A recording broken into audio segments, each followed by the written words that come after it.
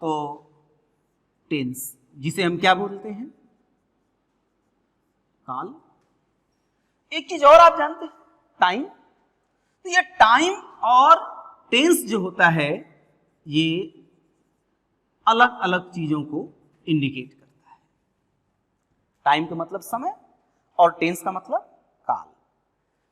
जो टाइम होता है वो ये बताता है कि कार्य कब हो रहा है, और जो टेंस होता है वह समय के अनुसार कार्य में जो उसके वर्ब में परिवर्तन हो रहा है वह टेंस बताता है। समय के अनुसार जो वर्ब में परिवर्तन हो रहा है वह कौन बताता है, टेंस बताता है। इस तरीके से वर्ब में परिवर्तन ही टेंस होता है। तो टेंस जो होता है वह कितने प्रकार का होता है? आप जानते हैं कि हम लोगों ने 3 टेंस पढ़े हैं। पहले को हम बोलते हैं प्रेजेंट टेंस, दूसरे को हम बोलते हैं पास्ट टेंस, और प्रेजेंट टेंस, उसके बाद आता है हमारा पास्ट टेंस, तीसरे को बोलते हैं future tense. Present tense, past tense और फ्यूचर टेंस, ये हमारे 3 टेंस दिए गए हैं। प्रेजेंट का मतलब क्या होता है, वर्तमान काल। क्या होता है इसका मतलब, वर्तमान काल, ठीक। और पास्ट टेंस का मतलब क्या होता है, भूतकाल। वर्तमान काल, भूतकाल। और फ्यूचर टेंस का मतलब क्या होता है, भविष्य काल, ठीक। यानी हमने तीनों का जान लिया। मतलब एक मतलब प्रेजेंट टेंस, वर्तमान काल, पास्ट टेंस, भूतकाल, और फ्यूचर टेंस, भविष्य काल। इन तीनों का हमने अच्छे से समझ लिया। अब बात यह है कि वर्तमान काल का मतलब प्रेजेंट, जो वर्तमान में हो रहा है। जैसे मैं पढ़ाता हूं, मैं पढ़ा रहा हूं, मैं पढ़ा चुका हूं, मैं 1 घंटे से पढ़ा रहा हूं। ये सब चीजें जो होती हैं ये वर्तमान में हमारे प्रयोग की जाती हैं, यानी प्रेजेंट पाएंगे। दूसरी बात भूतकाल। भूतकाल में किसका अध्ययन करते हैं, भूतकाल में हम किसी बीते हुए कार्य या घटना का अध्ययन करते हैं। जैसे मैं पढ़ाता था, मैं पढ़ाता था, मैं 1 साल पहले पढ़ाता था, मैं पढ़ा रहा था, मैं पढ़ा चुका था, मैं 1 घंटे से पढ़ा रहा था। यानी हमने इसमें क्या देखा कि पास्ट टेंस में भी ये अलग अलग कैटेगरी में चलते हैं। उसी तरीके से बीते हुए कार्य का बोध कराने के लिए हम पास्ट टेंस का प्रयोग करते हैं। और भविष्य काल का मतलब जो घटना या कार्य अभी आने वाले समय में होगा, होने वाला है, आने वाले समय में वह कार्य भी होगा, होने वाला है, हुआ नहीं है बल्कि होने वाला है। तो ऐसी चीज के लिए हम भविष्य काल का प्रयोग करते हैं। जैसे यदि मैं कहूं तो मैं पढ़ाऊंगा, मैं पढ़ाऊंगा, मैं पढ़ा रहा हूंगा, मैं पढ़ा चुका हूंगा, मैं 1 घंटे से पढ़ाता रहूंगा। तो इस तरीके से यह सेंटेंस जो है यहां पर जो प्रयोग किया गया है ये भविष्य काल के लिए। तो यानी हमने ये देखा कि जो हम अभी बात कर रहे थे कि मैं पढ़ाता हूं, पढ़ा रहा हूं, पढ़ा चुका हूं और 1 घंटे से पढ़ा रहा हूं, अभी जो हमने इन बातों का डिस्कस किया था, आखिर ये कैसे हैं और कैसे हम इसका उपयोग जान पाएंगे कि कैसे इनको डिवाइड किया गया। तो जैसा कि मैंने कहा कि हर टेंस कितने होते हैं, अभी मैंने बात किया टेंस 3 होते हैं, प्रेजेंट, पास्ट और फ्यूचर टेंस। अब आगे मैं बात करूं इस पर जो है, तो प्रेजेंट टेंस के 4 कैटेगरीज होते हैं। अभी जो मैं बात कर रहा था आपसे कि मैं पढ़ाता हूं, मैं पढ़ा रहा हूं, मैं पढ़ा चुका हूं और मैं 1 घंटे से पढ़ा रहा हूं, तो इसी बात का हम डिस्कस करेंगे कि मैंने ये सब बातें जो कहा तो उसका वो किस कैटेगरी में आएगा।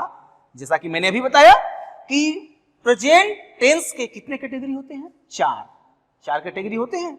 एक को हम बोलते हैं इंडेफिनिट, ये हो गया हमारा इंडेफिनिट। दूसरे को हम कहते हैं कॉन्टिन्यूअस और तीसरे को हम कहते हैं परफेक्ट और चौथे को हम कहते हैं परफेक्ट कॉन्टिन्यूअस टेंस। वर्तमान काल के 3 कैटेगरी हुए, 4 कैटेगरी हुए। 4 category indefinite, continuous, perfect, perfect continuous. तो इंडेफिनिट का मतलब क्या हुआ? अनिश्चित। अनिश्चित, मैं पढ़ाता हूं, ये अनिश्चित है। कॉन्टिन्यूअस, जिसमें कार्य का जारी रहना पाया जाएगा। जैसे मैं पढ़ा रहा हूं, अभी आप देख रहे हैं कि मैं पढ़ा रहा हूं, तो ये कॉन्टिन्यूअस है। कोई कार्य हो रहा है, वह कॉन्टिन्यूअस है। आपके सामने वह चल रहा है, वह हो रहा है कार्य, यह चीज क्या कहलाता है? कॉन्टिन्यूअस कहलाता है। वही चीज परफेक्ट, परफेक्ट का मतलब पूर्ण, यानी वह कार्य क्या हो गया है? पूर्ण हो गया है। मैं पढ़ा चुका हूं, अब मैं आगे कोई कार्य नहीं कर रहा हूं, मैं पढ़ा चुका हूं, यानी मेरे पढ़ाने का जो काम है वो क्या हो गया? अभी खत्म हुआ है, मैं पढ़ा चुका हूं। और परफेक्ट कॉन्टिन्यूअस ये बताता है कि कार्य पूर्ण हो गया फिर भी अभी चल रहा है। कार्य पूर्ण हो गया फिर भी अभी चल रहा है। जैसे मैं 1 घंटे से पढ़ा रहा हूं, मैं 1 घंटे से पढ़ा रहा हूं, तो हमने देखा भी कि 1 घंटे से 1 घंटा तो पूरा हो गया और अभी भी मैं क्या कर रहा हूं? पढ़ा रहा हूं। मैं सुबह से पढ़ा रहा हूं, अर्थात सुबह खत्म हो गई और अभी भी काम क्या हो रही है? चल रही है। तो इस चीज को हम बोलते हैं क्या? परफेक्ट कॉन्टिन्यूअस टेंस बोलते हैं। ठीक, तो यानी हमने जो अभी स्टडी किया, तो वर्तमान काल का जैसे 4 कैटेगरी होता है, वैसे ही पास्ट का भी। पास्ट इंडेफिनिट, जैसे मैं पढ़ाता था। पास्ट कॉन्टिन्यूअस, मैं पढ़ा रहा था। और पास्ट परफेक्ट, मैं पढ़ा चुका था। और पास्ट परफेक्ट कॉन्टिन्यूअस, मैं 1 घंटे से पढ़ा रहा था। तो आपने क्या देखा कि हर एक का 4 कैटेगरीज होता है। वैसे ही भविष्य काल में भी, यानी फ्यूचर टेंस में भी हम इसका प्रयोग करेंगे। Future indefinite tense, future continuous tense, future perfect tense और फ्यूचर परफेक्ट कॉन्टिन्यूअस टेंस। तो इस तरह से हम देखते हैं कि हर टेंस को उसके 4 कैटेगरीज में डिवाइड किया गया, इंडेफिनिट, कॉन्टिन्यूअस, परफेक्ट और परफेक्ट कॉन्टिन्यूअस। अब यहां हम बात करेंगे आपसे कि आखिर इंडेफिनिट क्या होता है, कॉन्टिन्यूअस क्या होता है, परफेक्ट क्या होता है और परफेक्ट कॉन्टिन्यूअस क्या होता है। तो सबसे पहले हम बात करेंगे प्रेजेंट इंडेफिनिट को लेकर के। टेंस का जानकारी आपके लिए हर जगह काम देगी। जैसे आप कोई पैसेज लिखते हैं, आप कोई अपना प्रश्न उत्तर यानी क्वेश्चन आंसर लिखते हैं, या कोई भी चीज लिखते हैं अंग्रेजी में, तो उसके लिए टेंस का जानकारी होना आपके लिए बहुत जरूरी है। ठीक, तो मैंने अभी क्या बात किया आपसे? मैंने अभी कहा आपसे कि हमें सबसे पहले स्टडी जो करने जा रहे हैं उसका नाम है present indefinite tense. Present indefinite tense क्या होता है? प्रेजेंट इंडेफिनिट टेंस किसे कहते हैं? Present indefinite tense. तो अक्सर करके लोग बोलते हैं कि जिस हिंदी वाक्य के अंत में ताहे तीहे तेहे आता है, तो ठीक है, ताहे तीहे तेहे वाक्य के अंत में जरूर आता है। तो हमें यह नहीं कहना चाहिए कि हिंदी वाक्य के अंत में ताहे तीहे तेहे आता है, बल्कि यह कहना चाहिए कि हिंदी वाक्य के क्रिया के अंत में ताहे तीहे तेहे आता है। तो इस तरह से इसकी मुख्य जो पहचान होती है वह है आपका ताहे ती है, ते हैं, ता हूं, ठीक, ये सब चीजें होती हैं इसकी पहचान। करेक्ट ना? लेकिन हां, कभी कभी आप ये भी देखेंगे कुछ ऐसे वाक्य हैं जो ता है, ती है, ते हैं पर समाप्त तो जरूर होते हैं, लेकिन वह इंडिफिनिट नहीं होते हैं। वो कैसे? यदि मैं कहूं आपसे कि मेरे भाई ने मैच जीता है, मेरे भाई ने मैच जीता है, तो एक बार बताइए, जीता है, ता है तो लास्ट में है जरूर, तो क्या ये इंडिफिनिट है? आपको लग रहा होगा कि यह इंडिफिनिट है, लेकिन वास्तविक रूप में इंडिफिनिट या नहीं है, यह प्रेजेंट परफेक्ट टेंस है, क्योंकि मैच जो जीतने का जो कार्य है वह खत्म हो गया है। करेक्ट ना? अब हम एक बात इसमें देखें कि आखिर इंडिफिनिट कहते किसको है? तो इंडिफिनिट का जो सही रूप में मतलब मैंने क्या बताया था आपको? इंडिफिनिट का मतलब अनिश्चित, अनिश्चित। लेकिन जो मैंने बात अभी आपसे किया कि मेरे भाई ने मैच जीता है, वह तो काम खत्म हो गया है। काम क्या हो गया है? खत्म हो गया, यानी परफेक्ट, वह काम पूरा हो गया है। और जो काम अभी पूरा हुआ है वह परफेक्ट में आता है। नहीं, ये कौन सा टेंस कहलाएगा? Present perfect tense. मैच को जीतने का काम क्या हो गया है? खत्म हो गया है। तो ये तो परफेक्ट में चला गया, क्योंकि काम का पूर्ण होने का बोध कराया इसने। लेकिन अभी मैं आपसे एक बात कहूं कि इंडिफिनिट तब किसको कहते हैं? इंडिफिनिट का मतलब अनिश्चित, अर्थात कोई काम होता है पर कब होता है इसकी हमें जानकारी नहीं मिलती है। अब उसी सेंटेंस को भी ऐसे कहें कि मेरा भाई हल जोतता है, मेरा भाई मैच जीतता है, तो अब इस सेंटेंस में हमने क्या देखा कि जीतता है ये उसकी आदत है। जहां खेलता है वहां क्या करता है? वह जीतता है, लेकिन जीता तो नहीं है, काम को पूरा होने का तो बोध नहीं ने कराया, लेकिन कार्य को ऐसे ढंग से व्यक्त किया कि वह मैच जब खेलता है तो निश्चित रूप से वो क्या करता है? जीतता है।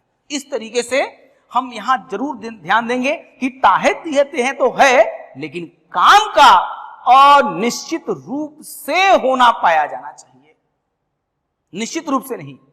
इस तरीके से ऐसे वाक्यों के अंत में ताहे तिहते हैं आता है।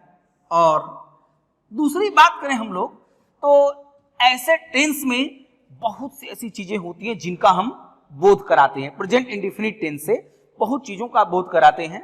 जैसे यदि इसमें हम बात करें तो हम अपनी डेली रूटीन, जितना हमारा डेली रूटीन होता है वह इसी टेंस से व्यक्त होता है।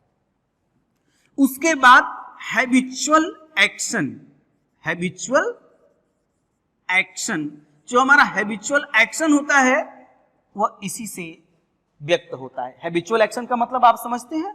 स्वभावगत कार्य, स्वभावगत कार्य अर्थात ऐसा कार्य जिसका स्वभाव ही ऐसा है। जैसे कुत्ते अपरिचित व्यक्तियों पर भौंकते हैं, तो क्या आप उनको सिखाते हैं भौंकना? नहीं, उनकी हैबिट होती है, तो उनका हैबिचुअल एक्शन है। वो इस चीज को जानते हैं कि जब अपरिचित व्यक्तियों को देखते हैं तो क्या करते हैं? भौंकते हैं।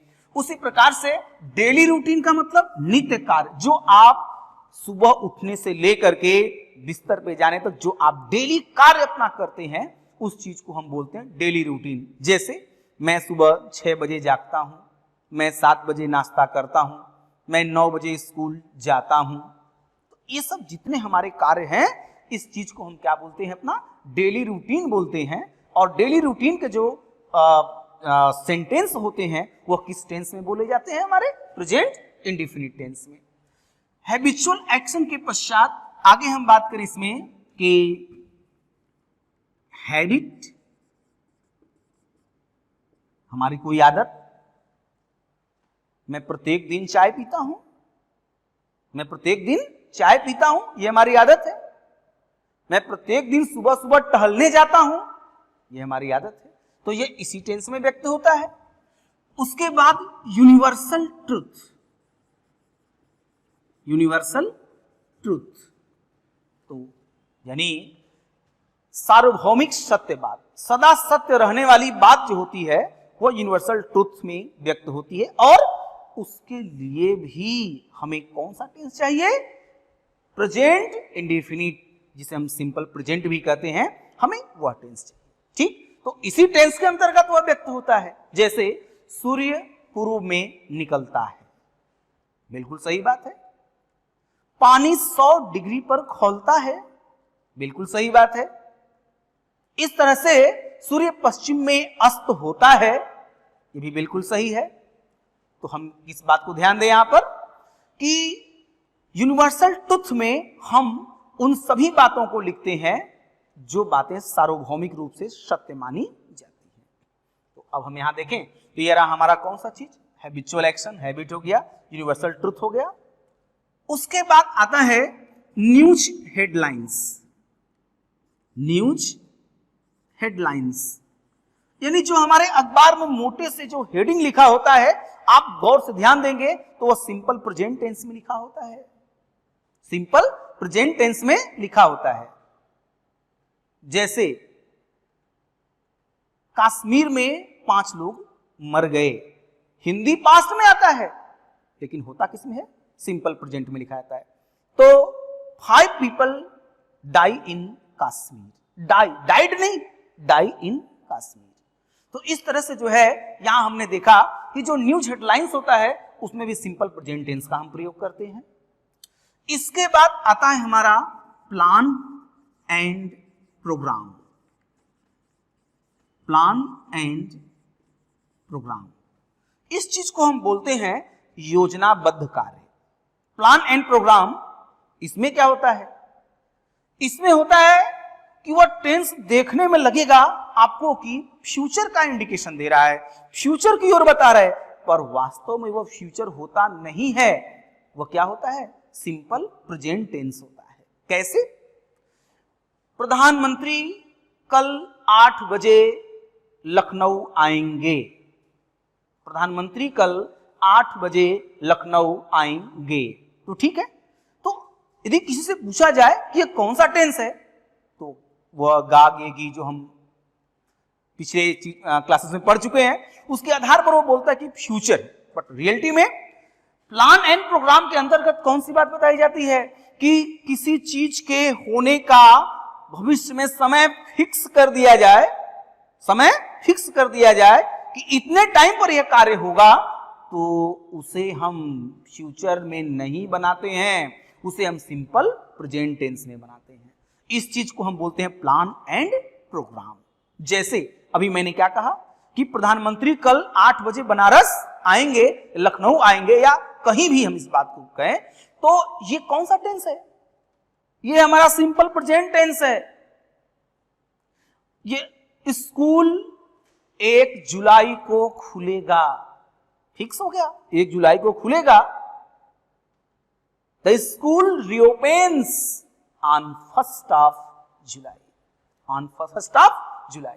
इस तरीके से देखते हैं क्या कि इसे हम इंडेफिनिट में बनाते हैं, न कि फ्यूचर में बनाते हैं। कोई भी कार्य जब नियत भविष्य में फिक्स हो जाए, उसके योजनाबद्ध कार्य बताया जाए, तो उस चीज को हम किस में बनाते हैं, सिंपल प्रेजेंट टेंस में बनाते हैं। ठीक, इस तरह से ये कैटेगरीज हैं जहां हम लोग indefinite, present indefinite tense, simple present tense का अध्ययन करते हैं। तो अब आगे हम जो बात करेंगे, आप जानते हैं कि किसी भी टेंस को हम 3 कैटेगरी में डिवाइड करते हैं। कौन सा, एक अफर्मेटिव, एक नेगेटिव और एक इंट्रोगेटिव। अफर्मेटिव, नेगेटिव और इंट्रोगेटिव, ये 3 कैटेगरीज किसी भी टेंस के लिए महत्वपूर्ण होते हैं।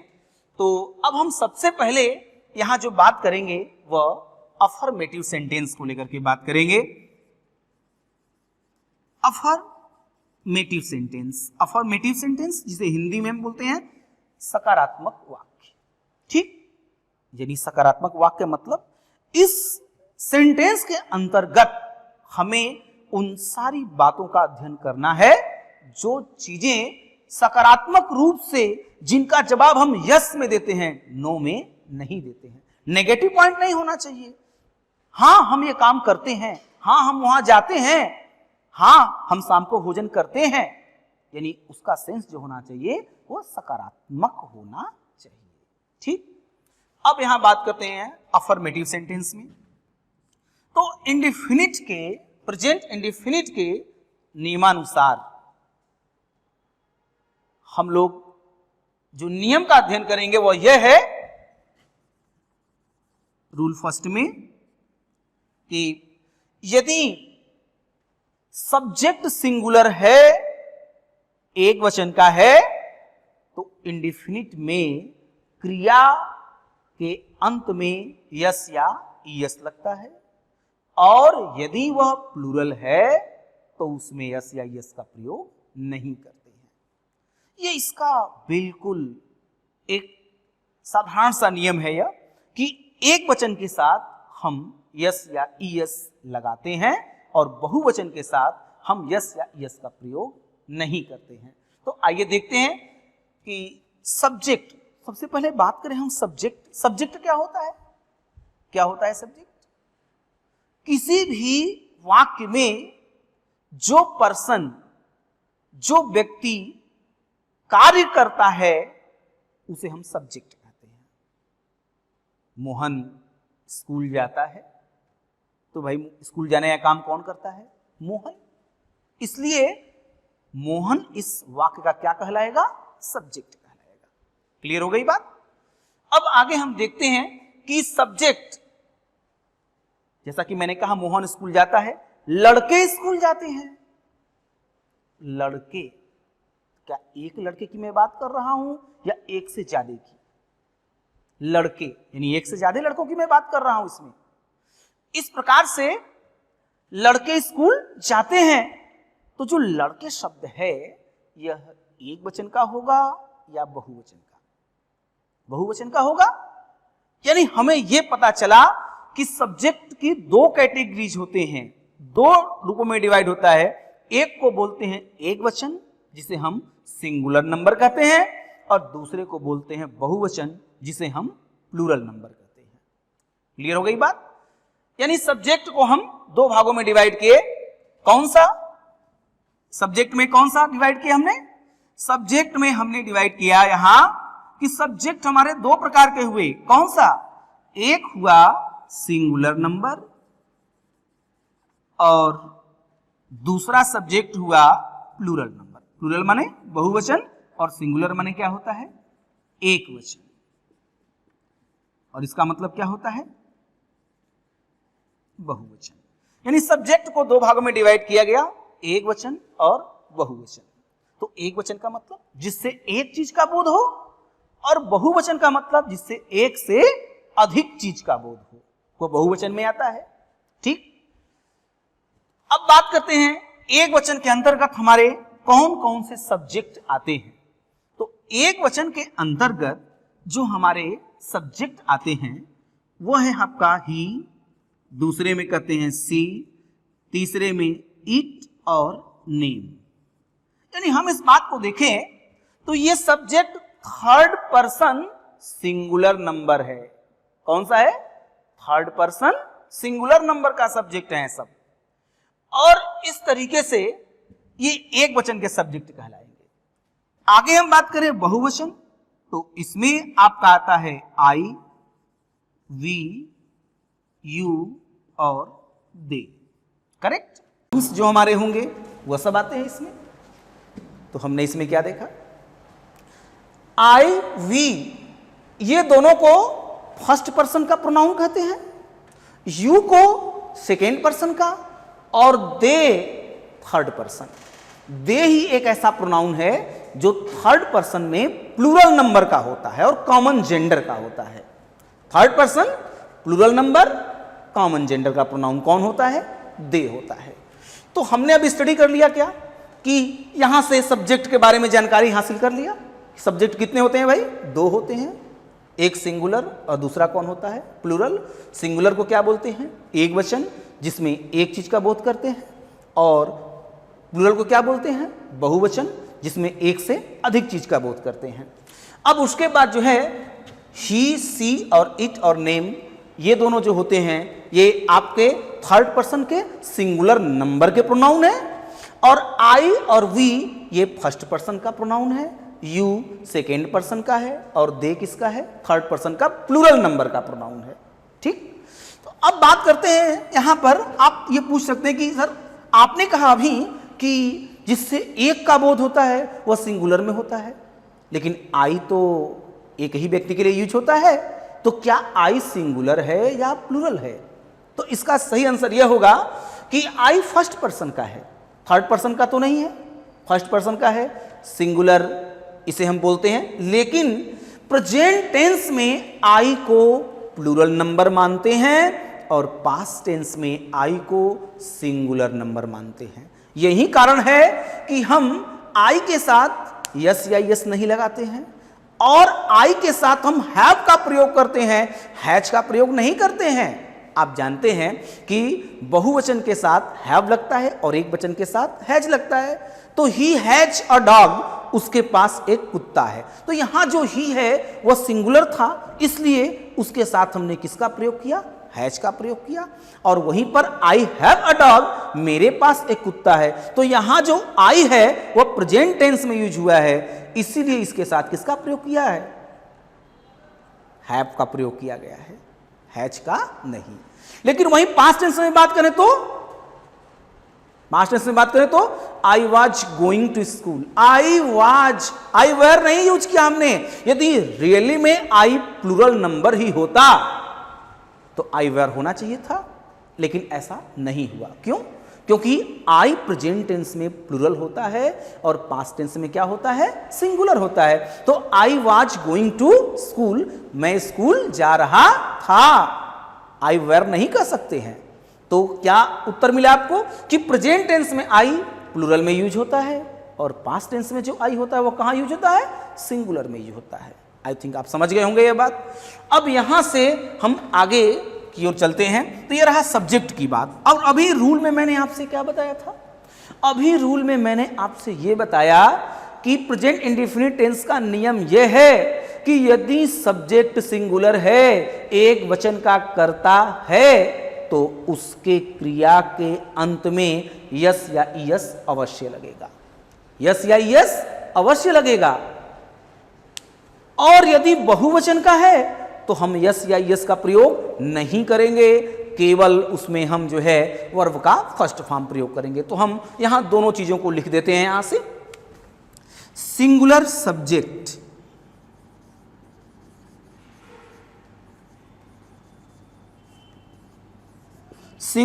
सब्जेक्ट प्लस उसके बाद V1 में यस या ईएस प्लस उसके बाद ऑब्जेक्ट, उसके बाद अदर्स। यानी आपने देखा कि किसी भी सेंटेंस का 3 चीज मेन होता है। कौन सा चीज? पहला चीज होता है सब्जेक्ट, दूसरा होता है वर्ब और तीसरा होता है ऑब्जेक्ट। उसके बाद अन्य जितने भी चीजें होती हैं हम इसके बाद सबको लिखते हैं। तो सब्जेक्ट हुआ, वर्ब हुआ और क्या हुआ? ऑब्जेक्ट हुआ। ठीक, तो अब यहां देखें, ये तो रही सिंगुलर की बात। इसके बाद क्या होता है? प्लूरल नंबर में क्या करते हैं हम लोग? यहां लिखेंगे प्लूरल सब्जेक्ट, उसके बाद लिखेंगे इसमें सिर्फ V1 और उसके बाद जो है ऑब्जेक्ट प्लस अदर्स। ठीक, तो आपने क्या देखा कि सब्जेक्ट सिंगुलर है तो V1 में क्या लगा है? V1 यानी वर्ब का फर्स्ट फॉर्म, उसमें क्या लगा है? यस या ईएस। और यदि सब्जेक्ट प्लूरल है तो सिर्फ V1 का प्रयोग किया गया है, उसमें यस या ईएस का प्रयोग नहीं किया गया है। तो अब हम इस पर कुछ एग्जाम्पल्स को देखते हैं कि कैसे हम एग्जाम्पल लेते हैं यस या ईएस के साथ और उसके बाद V1 के साथ। तो टेंस में अब हम एग्जाम्पल की ओर चलते हैं। आप लोग इसको अच्छे से स्टडी करिएगा क्योंकि ये आगे आपके सभी क्लासेस में काम देगा।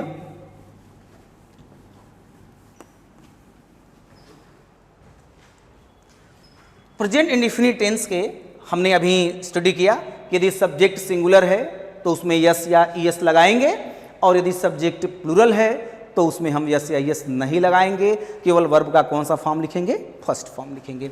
अब यहां से हम आगे बात करते हैं कि कैसे एग्जाम्पल की ओर हम चलते हैं। इसमें कैसे इसमें यस या यस लगाएंगे। एक बात और भी आप पूछ सकते हैं कि सर ये यस या ईएस जो आप बात कर रहे हैं तो कब यस लगेगा कब ईएस लगेगा, ये भी तो एक बात है। तो इस पर भी हम लोग थोड़ा डिस्कस कर लें, कब यस लगेगा कब ईएस लगेगा। तो देखिए ईएस लगाने का जो सही तरीका होता है इसमें यह है, यदि वर्ब के मेन वर्ब के अंत में, मेन वर्ब के अंत में यदि ओ आया हो, एक्स आया हो, सी एच आया हो, डबल एस आया हो और एस एच आया हो, एस एच आया हो, तो निश्चित रूप से ऐसे वर्ब के अंत में आप क्या लगाएंगे, ईएस, और से सभी के साथ क्या लगाएंगे, यस लगाएंगे। समझ में आ गया होगा। आइए कुछ बात हम लोग देखते हैं इसमें। जैसे हमने लिखा है गो, अब इसके अंत में क्या है, ओ, मैच किया इसे, ओ लिखा हुआ है, तो निश्चित रूप से इसमें हम हमेशा किसका प्रयोग करेंगे, ईएस, तो ये हमारा क्या बन जाता है, गोज। यही रीजन है गोज कहने का। ठीक, आगे हम बात करें इसमें कि ये हमारा जैसे मान लीजिए लिखा है फिक्स और इसमें हमने ये एक्स है कि नहीं, तो इसमें क्या लगेगा, ईएस। इस तरीके से ये हमारा बन जाएगा क्या चीज, फिक्सेज। आगे हम बात करें सी एच, जैसे वॉच, वॉच माने देखना, तो इसके अंत में क्या है, सी एच, तो इसमें क्या लग जाएगा, ई एस, ये हो जाएगा हमारा वॉचेज। करेक्ट। उसके बाद आगे है डबल एस, एक वर्ड है पॉसेस, इसका मतलब होता है रखना, पॉसेस माने रखना। तो इस तरीके से डबल एस इसमें है कि नहीं, तो किसका प्रयोग करेंगे इसमें, ईएस, तो ये हो जाएगा पॉसेसेस, ये हो गया। और आगे यदि बात करें हम लोग यस एच को लेकर के, तो ये है हमारा वाश, और वाश का मतलब धोना। इस तरीके से एस एच है कि नहीं इसके अंत में, तो इसमें भी हम किसका प्रयोग करेंगे, ईएस, तो ये जो बन जाएगा हमारा क्या बन जाएगा, WASH ES, यानी ये हो गया वासेज। तो आपने देखा ईएस लगाने का तरीका, इन्हीं में केवल ईएस लगता है जिनके अंत में ये आते हैं। शेष सबके साथ हम किसका प्रयोग करते हैं, यस का प्रयोग करते हैं। ठीक, आई थिंक आपको ये बात समझ में आ गई होगी। अब हम यहाँ से आगे चलते हैं कि एग्जाम्पल के तौर पर कि कैसे हम इसको हम सॉल्व करते हैं। स्ट्रक्चर हमने लिख दिया था, सिंगुलर सब्जेक्ट के लिए भी और प्लूरल सब्जेक्ट के लिए भी, इन दोनों के लिए हमने स्ट्रक्चर लिख दिया था। तो अब हम एग्जाम्पल की बात करते हैं हर जगह से लेते हुए। जैसा कि मैंने आपसे बताया था कि यह टेंस कई चीज़ों को व्यक्त करता है, और मैंने कहा था डेली रूटीन, डेली रूटीन को हम चाहे अपनी डेली रूटीन बताएं चाहे किसी और की बताएं, जब भी हम डेली रूटीन बताएंगे तो हम कौन सा टेंस यूज करेंगे, सिंपल प्रेजेंट यानी प्रेजेंट इंडेफिनिट टेंस यूज करेंगे। जैसे कि यदि हमने कहा कि मैं सुबह 7 बजे उठता हूं, मैं सुबह 7 बजे उठता हूं। अब ये एक हिंदी सेंटेंस दिया गया है, इसे मैं ट्रांसलेट करना है अंग्रेजी में। तो सबसे पहले मैंने क्या बताया कि जब भी किसी चीज का हम ट्रांसलेट करते हैं तो क्या पहचानते हैं, टेंस पहचानते हैं। और इंडिफिनिट के टेंस की पहचान के लिए मैंने आपको क्या बताया था, वाक्य अंत में क्या आना चाहिए, ता है, ती है, ते हैं। तो क्या इसके अंत में है कि नहीं, क्रिया के अंत में आपने देखा उठना, उठना वर्ब का फर्स्ट फॉर्म है उठना, क्योंकि इसके अंत में ना जरूर आएगा। उठना, बैठना, गाना, बजाना, सोना, पढ़ना, लिखना, ये सब आएगा। इस तरीके से मैं सुबह 7 बजे उठता हूं, तो ये उठता हूं, ताहू शब्द किससे बना है, ये उठना, उठना शब्द उठता हूं शब्द किससे बना है, उठना से बना है। तो अब यहां पर सबसे पहले हम सब्जेक्ट, मैंने कहा था ना आपसे क्या कि कोई भी सेंटेंस जब हम बनाते हैं तो उसे हमें कितनी चीज की जरूरत होती है, मुख्य रूप से 3 चीज की, एक सब्जेक्ट, एक वर्ब और उसके बाद एक ऑब्जेक्ट। तो सब्जेक्ट तो हमें मिल गया, सब्जेक्ट हमें मिल गया आई। उसके बाद यहां से उठता हूं शब्द उठना से बना है, ये हमें वर्ब मिल गया। वर्ब मिलने के पश्चात आगे जो अन्य बचा ऑब्जेक्ट के स्थान पर सुबह 7 बजे, इसको हम लिखेंगे। तो सब्जेक्ट और वर्ब, उसके बाद ऑब्जेक्ट, उसके बाद अन्य चीजों को। अब देखेंगे कि सब्जेक्ट की शुरुआत मैं से हुई है और मैं का जो अंग्रेजी होता है वो कौन होता है? आई। आई माने मैं। और मैंने आपको क्या बताया था, जो आई है वो हमारा क्या है, सिंगुलर या प्लूरल। तो मैंने ये कहा था आपसे कि प्रेजेंट टेंस में आई प्लूरल होता है और पास्ट टेंस में आई सिंगुलर होता है। ठीक, इस तरीके से यहां पर हमने ये क्या लिखा जो है कि आई, आई माने मैं। अब यहां लिख दिया तो ये हमारा प्लूरल हो गया और आई फर्स्ट पर्सन का प्रोनाउन है और फर्स्ट पर्सन के साथ हम यस या ईएस का प्रयोग करते ही नहीं है, ना फर्स्ट के साथ करते हैं ना सेकेंड के साथ करते हैं, और थर्ड पर्सन में दे के साथ नहीं करते हैं, बाकी के साथ यस या यस लगाते हैं। ठीक, तो ये हो गया आपका यहां से आई। उसके बाद उठना की अंग्रेजी गेट अप, ये हो गया यहां से आई गेट अप। अब ये हो गया सेंटेंस। क्या यहां यस या यस लगा दे हम तो सही होगा या गलत? तो यहां हमने लगा दिया। अब यह सेंटेंस क्या हो गया, गलत हो गया। क्यों?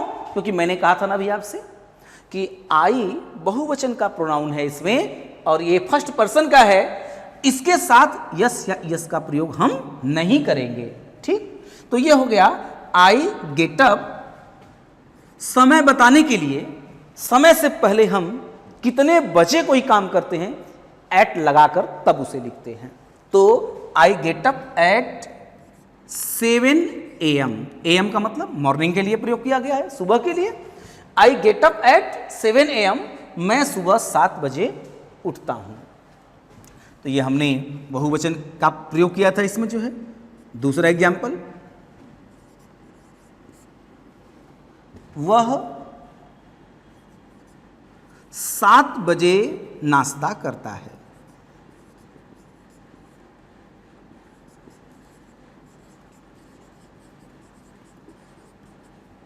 वह 7 बजे नाश्ता करता है। ठीक, अब हमने देखा कौन 7 बजे नाश्ता करता है, तो पता चला कि वह 7 बजे नाश्ता करता है। इस प्रकार से हमने यहां देखा कि यहां जो वह शब्द का प्रयोग किया गया है सिंगुलर है। क्यों? कि मैंने कहा था वह कौन से पर्सन का है, थर्ड पर्सन, सिंगुलर नंबर, इसलिए इसकी जो अंग्रेजी होगी ही होगी, वह। उसके बाद नाश्ता करना, करना खाने पीने की चीजों के लिए हम टेक का प्रयोग करते हैं। खाने पीने की चीजों के लिए किसका प्रयोग करते हैं, टेक का प्रयोग करते हैं। तो यह हो जाएगा ही और उसके बाद यहां हमने लिखा टेक, ही टेक। सही लिखा या गलत लिखा? यह हो गया सब्जेक्ट हमारा, लिख दिया मैंने। और नाश्ता करना, करना ये हमारा क्या हो गया, वर्ब, नाश्ता करने के लिए। ठीक, तो क्या यह सही लिखा है या गलत लिखा है? गलत है। क्यों? क्योंकि मैंने अभी आपसे कुछ समय पहले यह कहा कि सिंगुलर सब्जेक्ट के साथ वर्ब में क्या लगाते हैं, यस या ईएस लगाते हैं। ये मैंने अभी आपसे बोला था। इसलिए यह हो जाएगा ही टेक्स, ही टेक्स, ही टेक्स ब्रेकफास्ट, ही टेक्स ब्रेकफास्ट, नाश्ता, ही टेक्स ब्रेकफास्ट। ही सब्जेक्ट हो गया, टेक्स क्या हो गया, वर्ब हो गया। सिंगुलर होने की वजह से इसमें क्या लगाया गया, यस या ईएस लगाया गया। उसके बाद जो ब्रेकफास्ट वर्ड है यह किसके स्थान पर है, ऑब्जेक्ट के स्थान पर। उसके बाद कितने बजे, 7 बजे। ही टेक्स ब्रेकफास्ट एट, मैंने कहा था ना कि समय जब भी हम बताते हैं तो समय से पहले हम किसका प्रयोग करते हैं, एट का प्रयोग करते हैं। He takes breakfast at 7 AM। He takes breakfast at 7 AM, वह 7 बजे नाश्ता करता है। तो आपने यहां देखा कि यदि सब्जेक्ट प्लूरल है तो उसमें यस या यस नहीं लगेगा, यदि सब्जेक्ट सिंगुलर है तो उसमें यस या ईएस लगेगा। और यहां पर देखा जाए तो पानी 100 डिग्री सेल्सियस पर खौलता है, जैसे यहां पर लिखा हमने पानी 100 डिग्री सेल्सियस पर खौलता है, करेक्ट ना। पानी 100 डिग्री सेल्सियस पर खौलता है, ये हमारा यूनिवर्सल ट्रूथ के अंतर्गत आएगा, ये टॉपिक हमारा यूनिवर्सल ट्रूथ के अंतर्गत आएगा। तो अब हमने यहां से देखा कि वाटर पानी हो गया, उसके बाद खौलना, खौलना को अंग्रेजी में क्या बोलते हैं, बॉयल, उबलना, खौलना, बॉयल कहते हैं इसको। तो वाटर बॉयल्स, बॉयल या बॉयल्स, क्या लिखेंगे, बॉयल या बॉयल्स। तो यहां हमने देखा कि जो वाटर शब्द है यह सिंगुलर नंबर में है, क्या है, यह सिंगुलर नंबर में है। तो यहां हमने सिंगुलर नंबर में क्या बताया था आपको अभी कुछ समय पहले, जहां भी प्रेजेंट इंडेफिनिट टेंस में सिंगुलर नंबर आप देखें तो आप क्या करेंगे, आप उसमें उसके क्रिया के अंत में यस या ईएस लगा देंगे। तो यहां से ये पता चल गया हमको वाटर बॉयल्स, क्योंकि वाटर सिंगुलर नंबर में है, अनकाउंटेबल नाउन है, अनकाउंटेबल, जिन्हें गिन नहीं सकते। और पूरे अनकाउंटेबल नाउन किस नंबर में होते हैं, सिंगुलर नंबर में। राइस, वाटर, जितने लिक्विड की चीजें होती हैं सब सिंगुलर नंबर में होती हैं, है ना, जिन्हें गिन नहीं सकते हैं। डर्ट है, डस्ट है, वाटर है, ऑयल है, ये सब चीजें किस में होती हैं, अनकाउंटेबल, क्योंकि ये कौन से नाउन होते हैं, अनकाउंटेबल होते हैं। तो water boils at 100 degree Celsius, पानी जो होता है वह 100 डिग्री सेल्सियस पर क्या करता है, खौलता है। तो इस तरीके से water boils at 100 degree Celsius, पानी 100 डिग्री सेल्सियस पर खौलता है। इस तरीके से यह यूनिवर्सल ट्रूथ के अंतर्गत आपकी बात की गई है यहां। और आगे इसमें हम देखें तो कुत्ते अपरिचित व्यक्तियों पर भौंकते हैं। अब एक सेंटेंस है इसमें, कुत्ते अपरिचित व्यक्तियों पर भौंकते हैं, करेक्ट ना। कौन भौंकते हैं अपरिचित व्यक्तियों पर, कुत्ते भौंकते हैं, कुत्ता या कुत्ते। तो हमने क्या कहा, कुत्ता एक वचन सिंगुलर नंबर, एक कुत्ते की बात हो रही है, और यहां कुत्ते अपरिचित व्यक्तियों, सभी कुत्तों की बात हो रही है, यानी ऑल डॉग्स, सभी कुत्तों की बात हो रही है। तो ऐसे कंडीशन में ये सिंगुलर नंबर होगा या प्लूरल नंबर।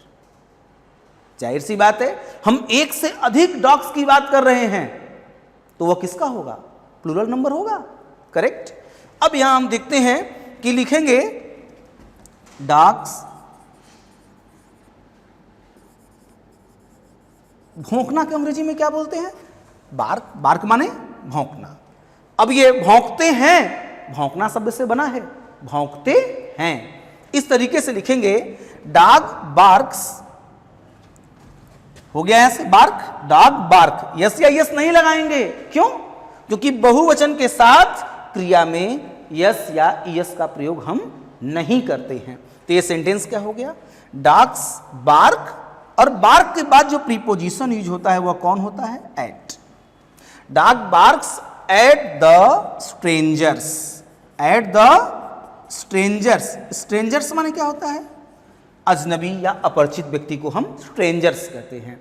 तो क्या हुआ, dogs bark at the strangers, कुत्ते अपरिचित व्यक्तियों पर भौंकते हैं। तो ये क्या है उनका, ये हैबिचुअल एक्शन है उनका, ऐसा उनका स्वभाव है, किसी अपरिचित को देखकर भौंकना उनका स्वभाव है। इस तरीके से ये हमारा हैबिचुअल एक्शन के अंतर्गत बात की गई है।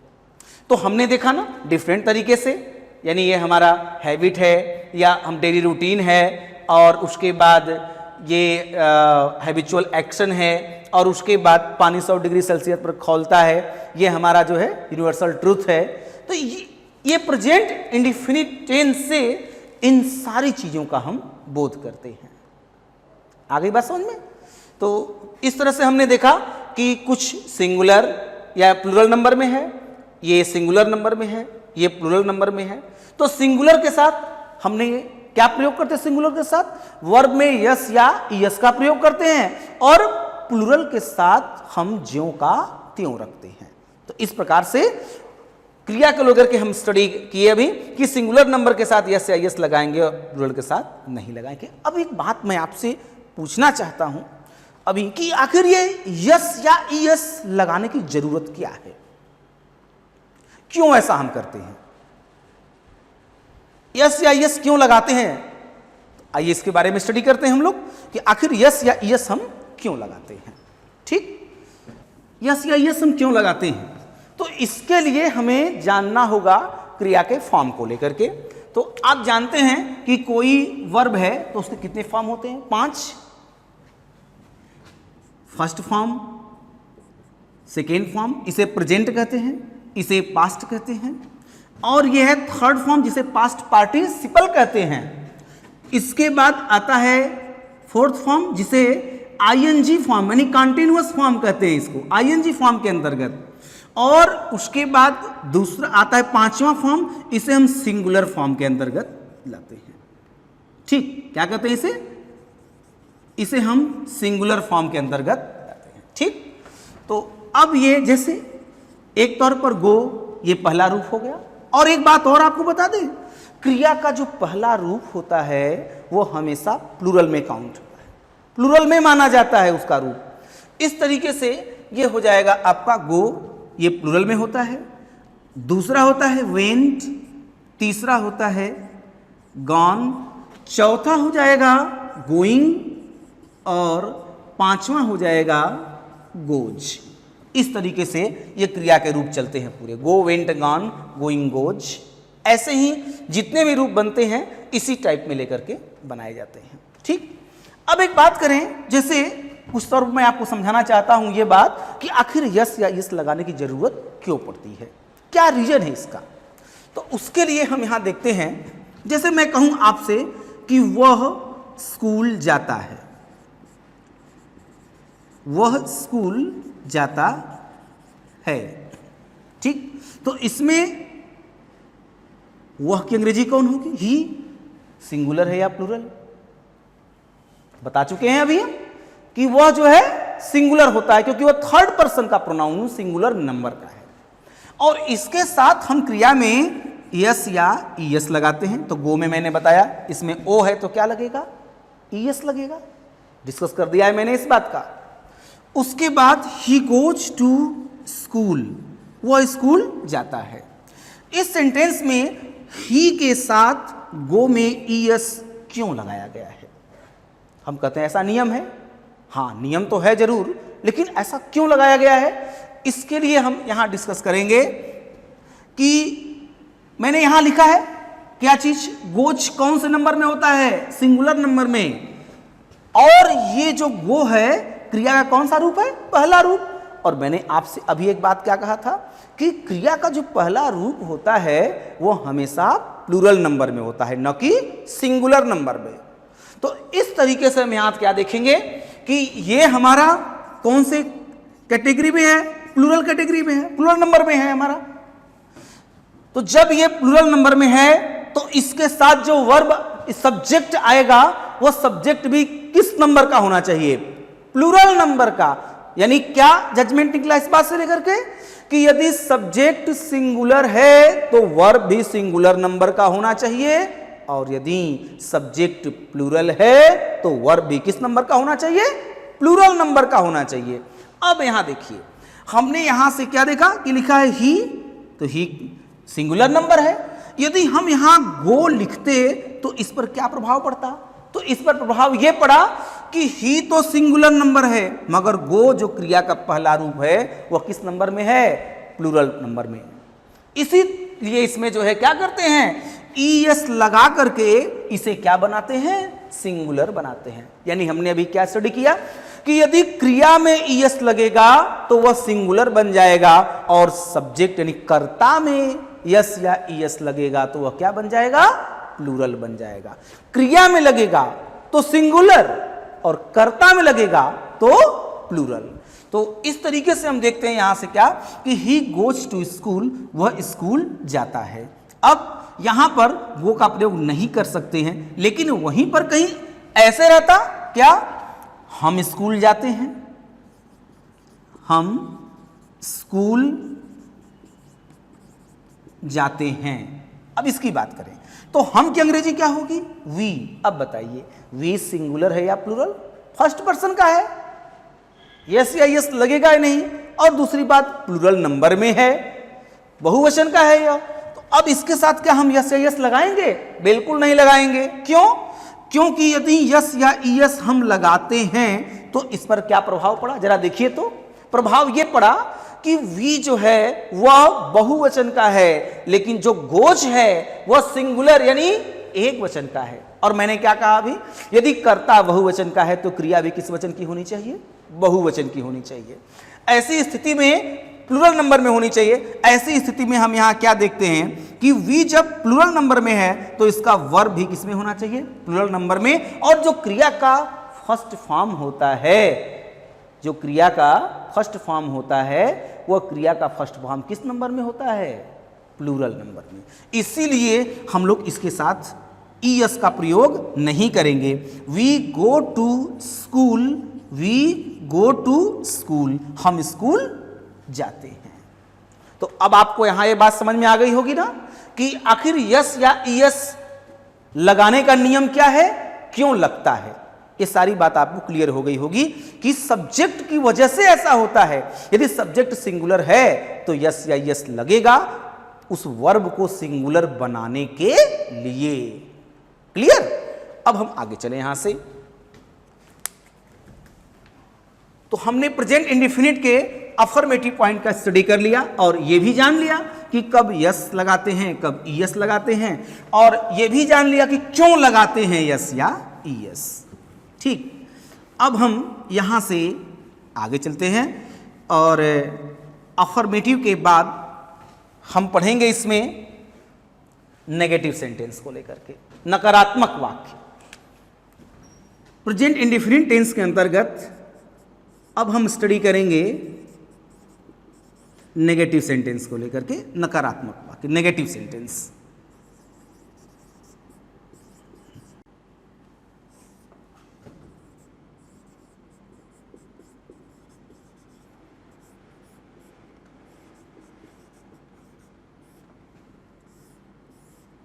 ठीक, इसे हम नकारात्मक वाक्य कहते हैं, नेगेटिव सेंटेंस बोलते हैं। तो क्या है नियम प्रेजेंट इंडेफिनिट टेंस के नेगेटिव सेंटेंस का? क्या नियम है इसका? आप जानते हैं कि प्रेजेंट इंडेफिनिट टेंस का जो हेल्पिंग वर्ब है वह हमारा कौन है? डू और डज। डू और डज, ये हमारा हेल्पिंग वर्ब है इसका। और नेगेटिव सेंटेंस में हम डू और डज का प्रयोग करते हैं। तो कैसे करते हैं इसके बारे में। सिंगुलर सब्जेक्ट किसके साथ? सिंगुलर सब्जेक्ट के साथ। आपको पता हो गया होगा कि सिंगुलर सब्जेक्ट में कौन आता है? ही, सी, इट और सिंगुलर नाउन, यही ना आते हैं इसमें। तो सिंगुलर सब्जेक्ट के साथ हम प्रयोग करते हैं डज नॉट, जिसे हम शॉर्ट फॉर्म में डजंट भी कहते हैं, डज नॉट या डजंट। तो ये हो गया हमारा क्या चीज? सिंगुलर सब्जेक्ट के साथ हम डज नॉट का प्रयोग करते हैं, उसके साथ वर्ब का कौन सा फॉर्म? फर्स्ट फॉर्म का प्रयोग करते हैं, उसके बाद ऑब्जेक्ट लिखते हैं और ऑब्जेक्ट के बाद अदर्स, अन्य शब्द का प्रयोग करते हैं। समझ में आ गया होगा बात ये? क्या इससे पता चला? इससे पता यह चला कि जब भी डज नॉट लगाएंगे तो हमेशा वर्ब का फर्स्ट फॉर्म लगाना है। फर्स्ट फॉर्म में यस या ईएस का प्रयोग नहीं करना है। डज नॉट के साथ क्या लगाना है? वर्ब का फर्स्ट फॉर्म लगाना है। यदि डज नॉट के साथ, डू नॉट के साथ हम फर्स्ट फॉर्म में यस या ईएस लगाते हैं तो वह सेंटेंस गलत माना जाएगा। जैसे अभी आपने क्या कहा, सिंगुलर सब्जेक्ट के साथ डज नॉट प्लस वर्ब का फर्स्ट फॉर्म, और वही चीज इसमें प्लूरल सब्जेक्ट के साथ यदि बात करें तो प्लूरल सब्जेक्ट के साथ बात करें तो डू नॉट और वर्ब का फर्स्ट फॉर्म, उसके बाद ऑब्जेक्ट प्लस अदर्स। ये इतना चीज किसमें चलता है हमारे, डू नॉट यानी प्लूरल सब्जेक्ट के साथ। तो सिंगुलर के साथ भी हो गया, प्लूरल के साथ भी हो गया। तो सिंगुलर के साथ हेल्पिंग वर्ब डज और प्लूरल के साथ हेल्पिंग वर्ब डू, इनके साथ नॉट लगेगा। लेकिन क्रिया के फर्स्ट फॉर्म में दोनों में किसी में भी यस या यस नहीं लगेगा। ठीक, अब सेंटेंस में देखा जाए तो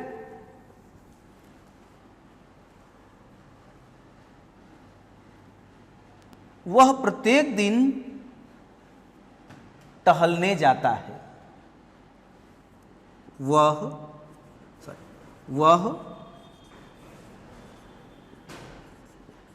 प्रत्येक दिन टहलने जाता है। वह प्रत्येक दिन टहलने जाता है। कौन सा टेंस है, पहचान क्या बताया गया था इसकी पहचान, ता है, ती है, ते हैं। किसके अंत में, किसके अंत में, क्रिया के अंत में, क्रिया के अंत में। तो क्रिया क्या है, जाता है। क्रिया क्या है, जाता है। जाता है शब्द किससे बना है, जाना से बना है। ठीक, तो ये हमारा पता चल गया, क्रिया जाता है तो ता है, ये हमें इंडिकेशन कर दिया कि ये टेंस कौन सा है, प्रेजेंट इंडेफिनिट टेंस है। ये पता चल गया हमें यहां से। ठीक उसी प्रकार से जो है अन्य चीजों की बात करें हम लोग तो अब ये क्या है, वह प्रत्येक दिन टहलने जाता है, तो वह की अंग्रेजी क्या होगी, ही। वह की अंग्रेजी क्या होगी, ही। और उसके बाद टहलने जाता है, टहलने जाना, तो ही गो सही है या गलत। ये जो सेंटेंस मैंने ही गो लिखा है वह सही है या गलत, गलत है। क्यों गलत है, इसलिए कि जो ही है वह कौन सा नंबर का है, सिंगुलर नंबर का। इसका डिस्कस मैंने कर दिया अभी कि ही जो है कौन से नंबर का है, सिंगुलर नंबर का। और यदि ये सिंगुलर नंबर का है तो इसके साथ वर्ब में किसका प्रयोग करेंगे, यस या ईएस का प्रयोग करेंगे। इस प्रकार से he goes for a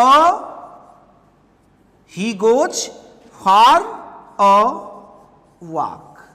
he goes for a walk, अर्थात कहने का मतलब कि ही के साथ ये गोज।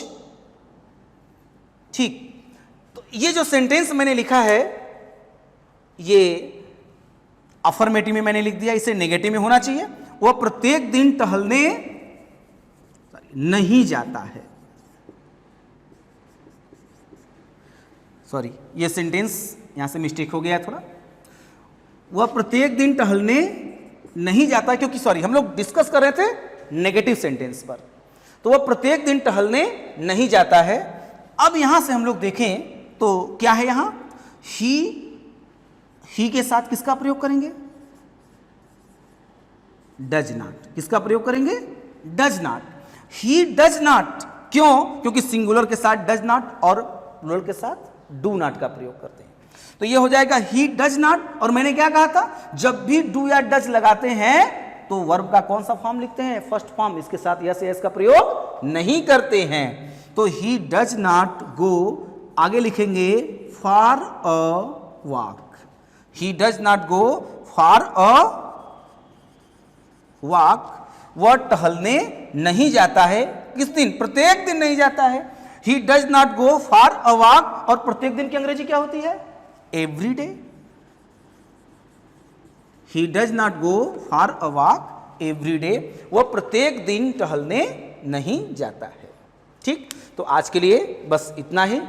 इसके बाद हम अपने नेक्स्ट वीडियो में आगे अध्ययन करेंगे, और नेक्स्ट वीडियो को आगे तुरंत देखने के लिए आप हमारे चैनल को सब्सक्राइब करें, लाइक करें और शेयर करें और साथ ही साथ बेल आइकन को दबा दें ताकि आप सबसे पहले हमारी वीडियो का नोटिफिकेशन देख सकें और आसानी से समझ सकें। Thank you.